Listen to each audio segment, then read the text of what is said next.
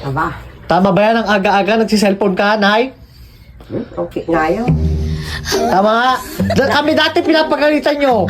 Abon oray at extension, di na ba bumanaw kayo amin ng taning. At trabaho ako dito, Alam mo, glabaka. dati kami cellphone kami ng cellphone. Ngayon, ikaw naman ang hindi nawawala sa cellphone. Tama ba yun? Ngayon lang. Ano ngayon? Ay, At Diyos, wala akong cellphone, nakikicellphone lang. hanggang alas 12 ng madaling araw, nagsiselfone ka. Mukbam na, nadimas. Pagkagising mo, nagsiselfone ka na naman. Tapa nga naglumog.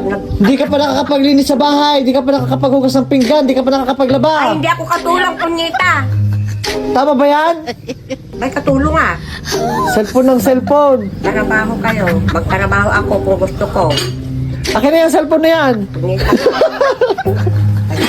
Hindi ka pa kumakain ng umagahan. Cellphone na naman. Ang pinaalanan. Mapapakain ka ba ng cellphone na yan? Ha, Nay?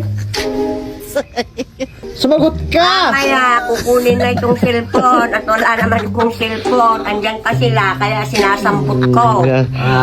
Idol niya yung Catherine at saka si Alden Richard. O mag-hi ka baka mapanood din ng Catherine, Nay. Hi, Catherine, Alden. Favorite niya po I'm yun. Lagi Oo. yung pinapanood yan. Thanks. Umaga, tanghali, hapon, umaga, tanghali. Bibiro ko pa Magigising yan, yun. alas 3 na madaling araw. Andun, cut din. Alakad Wala. na. Kaya nga, Itag yun.